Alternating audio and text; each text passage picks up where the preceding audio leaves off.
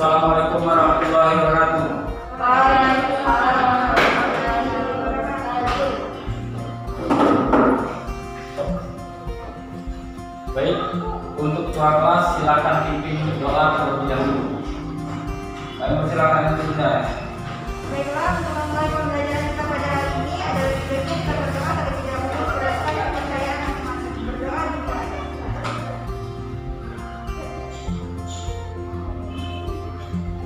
Berdoa selesai.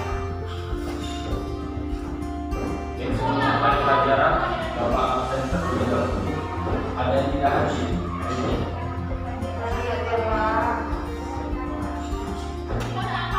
Sia, Indah, Melinda, Nopi. Hadir. Baik, di sini Bapak mengajarkan tema 7 pembelajaran 1 subtema 1. Ya anak. Nah, sebelum mulai pelajaran silakan ambil buku terlebih dahulu. Siapkan buku dan alatnya terlebih dahulu. Di sini tema utamanya indahnya keberagaman di negeriku, menceritakan tentang Bhinneka Tunggal Ika. Di sini terdapat 2 mata pelajaran bahasa Indonesia dan mata pelajaran IPA, ilmu pendidikan alam. Nah, langsung kita ke materi mata pelajaran bahasa Indonesia. Nah, di sini menjelaskan bahwasanya Bhinneka Tunggal Ika keterkaitan antara Bhinneka Tunggal Ika dan arti serta suku dan ras. Nah, ada yang tahu sebelumnya Bhinneka Tunggal Ika itu apa? Tidak, Bapak. Di sini tidak ada ya lama. Bhinneka Tunggal Ika itu arti dari Republik Indonesia. Apa bisa dikatakan sebagai arti dari Republik Indonesia? Karena Bhinneka Tunggal Ika itu pemersatu suku dan ras orang di Republik Indonesia. Bhinneka Tunggal Ika artinya berbeda-beda tetapi tetap satu juga. Nah, sekian ribu atau wong, sekian ribu suku, ras, perbedaan, tapi dengan adanya kata arti Bhinneka Tunggal Ika itu menunjukkan bahwasanya Republik Indonesia ini satu. Dengan artinya Bhinneka Tunggal Ika. Sampai sini ada yang ingin bertanya? Tidak ada. Nah, sini harus kalian ketahui ya, bahwasanya di sini Indonesia terdiri atas 1331 suku. Berdasarkan sensus itu pula suku bangsa Indonesia terbesar, yaitu yang terbesar di suku yang terbesar di Indonesia ini ialah suku Jawa. Suku Jawa, kalian ketahui. Yang juga banyak rasnya itu sendiri yang keras, itu harus berbeda. Jadi itulah enaknya di negara Republik Indonesia. Kita cerita dulu ya, enaknya negara Republik Indonesia kita ras, tetapi kita memegang itu persatuan dengan Bhinneka Tunggal Ika. Jadi kalangan apapun bisa diterima di Republik Indonesia ini. Terima kasih. Lanjut. Itu tadi sedikit materi. Sampai sini ada yang ingin dipertanyakan? Bapak silakan. Tidak ada? Baiklah, itu tadi penjelasan tentang tema hari ini. Sekarang kita masuk ke materi.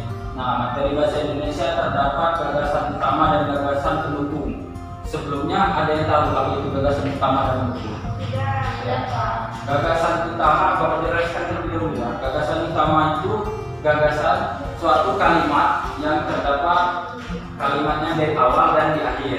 Sedangkan gagasan pendukung ialah gagasan dari gagasan pokok tersebut. Nah, di sini ada kalimat. Bagaimana cara kalian menentukan gagasan utama dan gagasan pendukung? bacakan kalimat ini terlebih dahulu. Ini kalimat ini sudah Bapak jelaskan tadi, menyangkut tentang Bhinneka Tunggal Ika juga di sini. Bapak bacakan terlebih dahulu ya. Suku bangsa di Indonesia. Sejak dahulu, kala bangsa Indonesia hidup dalam keragaman. Kalimat Bhinneka Tunggal Ika pada lambang negara Garuda Pancasila bukan cuma slogan. Penduduk Indonesia terdiri atas beragam suku, bangsa, agama, bahasa, adat, dan budaya, tetapi semua dapat hidup rukun berdampingan. Itu kalimat pertama atau paragraf pertama. Paragraf kedua, berdasarkan hasil sensus Badan Pusat Statistik BPS tahun 2010, bangsa Indonesia terdiri dari 1.331 suku. Berdasarkan sensus itu pula, suku bangsa terbesar adalah suku Jawa yang meliputi 40,2% dari penduduk Indonesia. Suku Jawa ini merupakan gabungan dari suku bangsa di Pulau Jawa, yaitu Jawa, Osing, Tengger, Samin, Bawean, Naga, dan suku-suku lainnya. Suku yang paling sedikit jumlahnya adalah suku Nias dengan jumlah 1.041.925 jiwa atau hanya 0,44% dari jumlah penduduk Indonesia. Namun suku Papua yang terdiri atas 466 suku, jumlahnya hanya 2.693.630 jiwa atau 1,14% dari jumlah penduduk Indonesia. Sedangkan etnis Tionghoa jumlahnya 2.832.510 jiwa dan 1,2% penduduk Indonesia. Baik, itulah sampaian dari materi bahasa Indonesia tentang antara gagasan utama dan gagasan pendukung serta contoh kalimatnya. Ada yang sampai di sini ada yang ingin dipertanyakan? Paham? Baik, terima kasih. Kita lanjutkan untuk pembelajaran IPA. Buka lagi bukunya. Pembelajaran IPA di sini pengertian tentang gaya. Ada yang tahu gaya itu apa? Tidak tahu? Kamu tahu tidak? Tidak, baik. Jelaskan. Pengertian gaya. Gaya itu tulis ya. Gaya itu.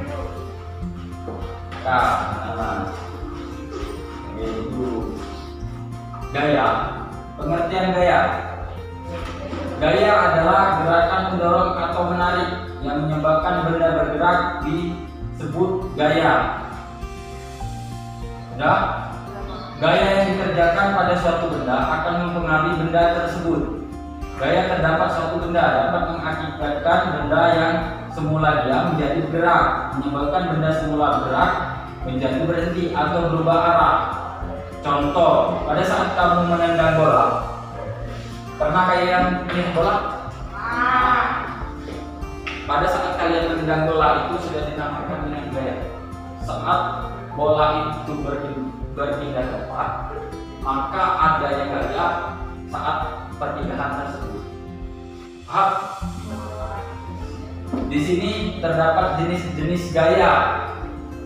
Jenis-jenis gaya menghasilkan pengertian terlebih dahulu, menghasilkan kerja otot manusia seperti tarikan, dorongan yang Bapak jelaskan itu tadi ada di jenis-jenis ini. Muka, otot, pintu, gaya, tetapi tidak hanya otot manusia yang dapat menghasilkan gaya. Berikut jenis-jenis gayanya. Yang pertama adalah gaya magnet. Tahu gaya magnet? Apa? Ya benar. Contoh gaya magnet di sini yang dihasilkan oleh magnet itu tersendiri. Alam sejenisnya. Logam pertama yaitu kekuatan menarik. Benar yang dikatakan oleh Indah tadi. Kekuatan menarik, baik itu paku. Tahu paku? besi atau benda yang ada di sekitarnya yang berbentuk logam atau baja. Sudah? Ada yang tanyakan? Lanjut. Yang kedua, gaya listrik. Tahu gaya listrik kalian? Ada yang tahu? Gaya listrik di sini ialah kekuatan yang dimiliki benda yang bermuatan listrik untuk menarik benda-benda di sekitarnya. Contoh, setelah kalian gosokkan ada penggaris stainless itu. Nah, ada penggaris itu, contohnya digesekkan di salah satu itu sampai agak panas. Nah, jadi ketika ada kertas itu dipotong kecil-kecil. Nah, di sana ada gaya tarikan. Itu bisa dijelaskan, bisa dikatakan juga dengan gaya listrik, bukan gaya magnet gitu. Itu contohnya. Sampai sini paham? Nah, juga yang ketiga, gaya otot. Ada juga otot gaya berarti. Kita pandang secara spesifik otot apa? Otot kan tidak tahu otot apa. Nah, di sini otot itu terdapat gaya juga. Nah, gaya otot ialah kekuatan yang dihasilkan oleh otot manusia. Gaya ini sering dilakukan pada saat kita mengangkat beban atau sedang senang di sekolah. Contoh, nah Bapak mengangkat ini beban ini, walaupun kecil ini beban. Nah, ini berarti ini dinamakan juga gaya otot. Adanya pengangkatan, proses dan pemindahan. Sudah paham gaya otot? Ini gaya gravitasi bumi. Tahu? Masa gaya gravitasi bumi nggak tahu? Ada yang tahu? Nggak tahu. Contohnya, gravitasi bumi, kekuatan bumi untuk benda, kekuatan bumi sehingga menarik suatu benda. Contoh, kalian lemparkan sesuatu ke atas, kan dia jatuhnya ke bawah. Jadi ada proses penarikan. Itu suatu gaya gravitasi. Buah jatuh dari pohonnya, itu termasuk gaya gravitasi. Sudah paham? Dan selanjutnya gaya pegas.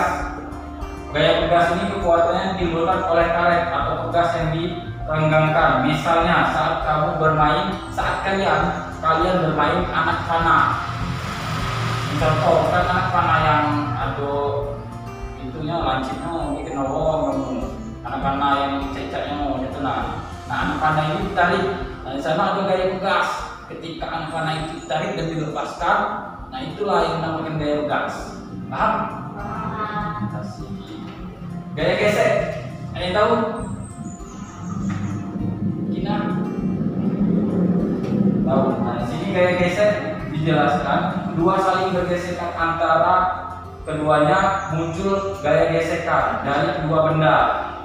Contoh di sini gaya gesekan itu bila jalan licin, maka gaya gesekan kecil ketika akan sulit berjalan. Gaya licin, medan itu licin. Jadi ketika kita melakukan suatu proses perjalanan, ada gesekan itu makin licin, berarti semakin dikit gesekannya. Nah, sudah di sini melanjutkan tentang pengertian gerak. Tadi sudah ada pertanyaan tentang gaya? Sudah. Nah, sini sebelum pengertian gerak untuk isu, Bapak ingin membagikan kalian kelompok. Kelompok ini kelompok 1, ini kelompok 2. Sudah, itu Bapak bagikan kelompok, tapi proses pengerjaannya sendiri-sendiri, nggak boleh sama-sama. Nah, itu proses penilaiannya nanti penilaian kelompok, tapi proses pengerjaannya sendiri-sendiri, nggak boleh berdua. Itu kalau tidak nanti silahkan tanya ke Bapak. Ya, Itu untuk ya. Nah, sudah bagikan. Nah, di sana sudah yang Bapak bacakan tadi tentang Bhinneka Tunggal Ika Bahasa Indonesia. Nah, tentukan gagasan utama sama gagasan pendukung. Besok dikumpulkan ya. Ya, Pak. Baiklah, mungkin itu saja materi dari Bapak. Ada yang ingin dipertanyakan? sampaikan sebelum Bapak tutup hari ini? Ya, terima kasih. Itulah sampaian yang dari Bapak. Kurang lebihnya Bapak mohon maaf. Kepada Allah Bapak mohon ampun. Bapak akhiri. Billahi taufiq wal hidayah. Wassalamualaikum warahmatullahi